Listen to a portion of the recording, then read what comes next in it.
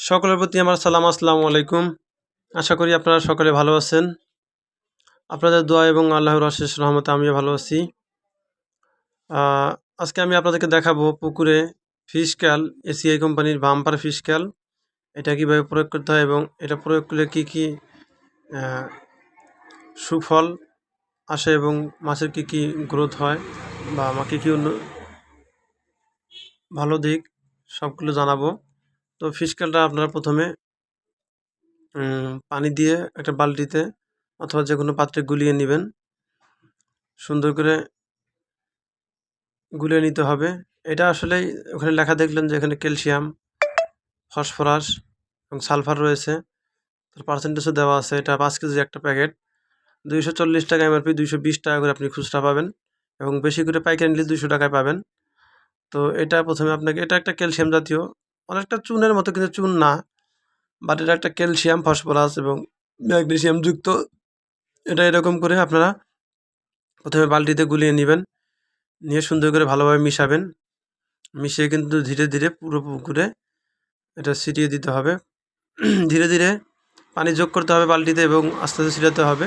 এবং নিচেতে কিন্তু যেহেতু এটা চুনের মতো বা একটু ক্যালসিয়াম জাতীয় তলানি পরে, বারবার নিচে একটু নেড়ে দিতে হবে, তাহলে কিন্তু এটা সুন্দর মিশ্রিত হবে এবং পুকুরে তারপরে ছিটিয়ে দিবেন। আমি আপনাকে দেখাচ্ছি এইভাবে পানি দিয়ে আমি কিন্তু এটা কিন্তু প্রথমে গুলিয়ে নিলাম। আসলে যেটা বুদবুদ করে হাওয়াগুলো বের হলো, আসলে এটা কিন্তু চুনের মতো এরকম একটা ফোটে না। এটা ভিতরে বাতাসগুলো ছিল সেগুলো বের হয়ে গেল। আমি কিন্তু মিশিয়ে নিচ্ছি। তো অবশ্যই এটা আপনারা পরিষ্কার পুকুরে দেওয়ার চেষ্টা করবেন। প্রথমে পুকুরটাতে লবণ হোক আর ছাই হোক আর চুন হোক দিয়ে নেবেন, কারণ পরিষ্কার পুকুরে দিলে প্রায় 80 থেকে 90% এই ক্যালসিয়ামটা মাছে খাদ্য হিসেবে গ্রহণ করবে। এবং এটা অবশ্যই রৌদ্র উজ্জ্বল পরিবেশে দিবেন, কারণ রৌদ্র উজ্জ্বল পরিবেশে দিলে এটাতে কিন্তু একটা প্রাকৃতিক খাবার তৈরি হবে, মাছের পুকুর অনেকটা কিন্তু সবুজ হয়ে যাবে এটা প্রয়োগের ফলে। আপনারা দেখতে পাচ্ছেন আমি কিন্তু পুকুরটা অনেক সুন্দর পরিষ্কার করে নিয়েছি। পানিটা অনেকটা পরিষ্কার এবং পাশাপাশি কিন্তু অনেকটা রৌদ্র উজ্জ্বল পরিবেশ। তো এখন আমি কিন্তু ধীরে ধীরে ছিটিয়ে দিচ্ছি। আপনারা দেখতে পাচ্ছেন পুরা পুকুরে আমি কিন্তু এটা ছিটাবো। তো যাই হোক, এভাবে ধীরে ধীরে পুকুরের পানি বালতিতে আমি অ্যাড করে নিব, যেন বালতির পানিটা যেন শেষ না হয়। তো সুন্দর একটা রৌদ্র উজ্জ্বল পরিবেশ, ভালো পরিবেশ আছে। এরকম 2-1 দিন রোদ পেলেই পুকুরের পানি কিন্তু অনেকটা সবুজ হয়ে যাবে, প্রাকৃতিক খাদ্য তৈরি হবে। তো এভাবে আপনারা সুন্দর করে পুকুরের চারিপাশে ছিটিয়ে দিবেন। এটা খাওয়ার ফলে মাছের কিন্তু হাড় বৃদ্ধি পাবে, সেই সাথে কিন্তু হাড় বৃদ্ধি পেলে মাছের কিন্তু শরীরও বৃদ্ধি পাবে। এটা আপনারা ইচ্ছা করলে পোনা মাছকে খাওয়াতে পারেন, কারণ পোনা মাছ যখন বিক্রি করবেন, পোনা মাছ অনেক দূর দূরান্তে নিয়ে যেতে হয়। এর কিন্তু একটা ধকল থাকে, আর এটা খাওয়ালে কিন্তু পোনা মাছগুলো খুবই শক্ত হয়ে থাকে এবং হৃষ্টপুষ্ট হয়ে থাকে, তখন তারা কিন্তু ধকলটা সহ্য করতে পারে। আপনারা দেখতে পাচ্ছেন আমার পুকুরে কিন্তু অলরেডি কিন্তু পানি চলছে। তো আমি কিন্তু পরিষ্কার করে এই রৌদ্রোজ্জ্বল পরিবেশে পানি দিয়ে দিতেছি। তো পানি দিলে কি হয়, পুকুরের পানিগুলো নড়াচড়া হয়, নতুন একটা পানি আসে পুকুরে, মাছ খুব চঞ্চল প্রকৃতির হয়, তখন কিন্তু মাছ খাবারটা গ্রহণ করে ভালো।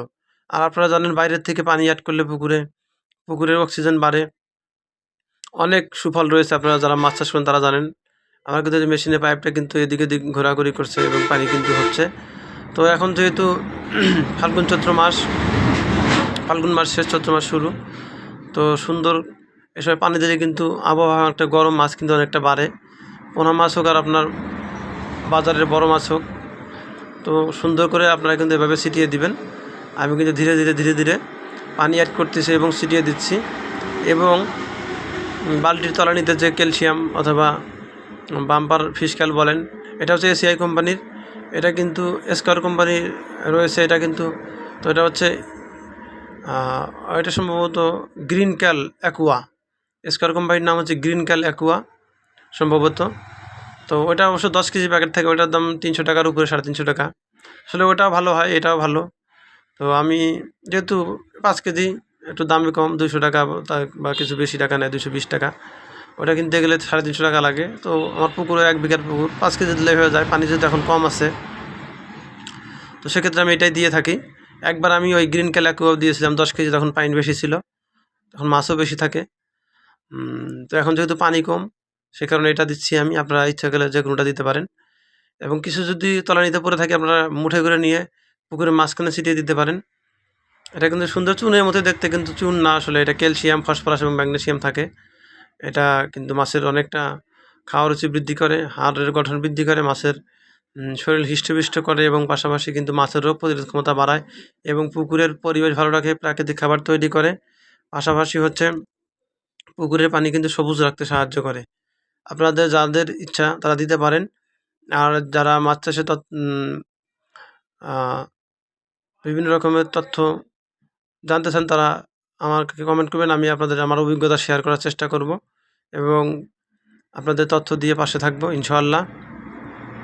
তো আপনারা যারা আমার ভিডিও দেখেন নিয়মিত, আমি সকলকে ধন্যবাদ জানাই। প্রায় বাংলাদেশ, ভারত এবং প্রবাস থেকে অনেকে আমার ভিডিও দেখেন। আসলে আমার ভিডিও আজকে ক্যামেরাম্যানটা বেশি একটা ভালো ছিল না, সে কারণে কিন্তু অনেকটা নড়াচড়া করেছে। তো ওইদিকে আবার রৌদ্র উজ্জ্বল পরিবেশ, রোদের একটা মানে ঝলকানি কিন্তু এসে ক্যামেরাতে লেগেছে, এই দিক থেকে অনেকটা ভালো দেখা যাচ্ছে। আসলে ছেলেটা হেঁটে হেঁটে ভিডিও করার কারণে অথবা এরকম নড়াচড়া, আমার ভুলটা আপনার ক্ষমার চোখে দেখবেন। যে ভালো, প্রথম দিকে কিন্তু ভালোই ছিল, কিন্তু পরে এসে এরকম নড়াচড়া করছে। আসলে ও হেঁটে হেঁটে ভিডিও করছে, তো এই কারণে এরকম। তো দেখতেই পারছেন আমি কিন্তু বালতির নিচের যে তলানিগুলো সেগুলো কিন্তু ভালো করে মিশ্রিত করে পুকুরের চারপাশে ঘুরে ঘুরে ঘুরে ঘুরে কিন্তু এটা আমি ধীরে ধীরে দিচ্ছি। একবারে বেশি গাঢ়ভাবে দিলে হবে কি, এটা তলানিতে থাকবে, মাটিতে তাহলে মাছ খেতে পারবে না। যেহেতু আমার পুকুরে পানি নড়তেছে, পানি দিচ্ছি, মাছের চলাচলও ভালো, পানিও নড়তেছে, এবং মাছের খাওয়ার রুচি ভালো। এ কারণে আমি কিন্তু এটা ছিটিয়ে ছিটিয়ে পাতলা করে দিচ্ছি, এবং মাছগুলো কিন্তু তাৎক্ষণিকভাবে খেয়ে নিচ্ছে। আর যদি আপনি গাঢ়ভাবে প্রয়োগ করেন তাহলে কিন্তু পুকুরে তলানিতে চলে যাবে, তাহলে কিন্তু এটা আপনার দেওয়া বিফলে যাবে। কারণ মাটিতে গেলে এটা তো আর মাছ এভাবে খেতে পারবে না, কারণ সব মাছ তো আর মাটিতে গিয়ে খায় না। নারুটিকা, তেলাপিয়া বা কিছু মৃগেল বা কালীবাউস এরা কিন্তু নিচে গিয়ে খাবার আহরণ করে, কিন্তু অন্যান্য মাছ কিন্তু উপরের স্তর বা মধ্যের স্তর থেকে খাবার খায়। এ কারণে আপনি পাতলাভাবে ছিটাবেন, মাছগুলো যেন সকল স্তরের মাছগুলো যেন পায়। আর পাতলাভাবে ছিটালে সহজে কিন্তু পুকুরে তলানিতে যাবে না, পাতলাভাবে ছিটালে পানির সাথে মিশে থাকবে, আর সব কিন্তু মাছ খেয়ে নেবে। একটা মাছ কিন্তু বালতিতে আমার লাফ দিয়ে উঠেছিল, পোনা মাছ। আমি কিন্তু সেটাকে ছেড়ে দিলাম ধুয়ে, কারণ এটা যদি ক্যালসিয়াম অতিরিক্ত চোখে মুখে লাগলে মাছটা মারা যেতে পারে, নিঃশ্বাস বন্ধ হয়ে, জন্য ধুয়ে ছেড়ে দিলাম। তো সকলকে ধন্যবাদ। মাছ চাষ এবং গবাদি পশু লালন পালন এবং ভুট্টা চাষের সম্পর্কে যারা জানতে চান তারা অবশ্যই কমেন্টে জানাবেন। আমি আমার যা যা জানা আছে আপনাদেরকে কাছে শেয়ার করব, এবং পাশে থাকার চেষ্টা করব ইনশাআল্লাহ। তো সকলকে আমার অন্তরস্থল থেকে ধন্যবাদ। আশা করি রমজান মাস সকলে রোজা থাকবেন, এবং আল্লাহর দেওয়া আদেশ নিষেধ মেনে চলার চেষ্টা করবেন। সর্বোপরি আমাদের একদিন না একদিন চলে যেতে হবে দুনিয়া ছেড়ে। দৈনন্দিন কাজের পাশাপাশি আমরা যেন ধর্মীয় অনুশাসনগুলো মেনে চলি, সে তৌফিক যেন আল্লাহ আমাদের দান করে। আল্লাহুম্মা আমিন। তো সকলকে ধন্যবাদ। আশা করি আল্লাহ বাঁচা রাখলে পরের ভিডিও আবার দেখা হবে। সকলের প্রতি আসসালামু আলাইকুম। খোদা হাফেজ।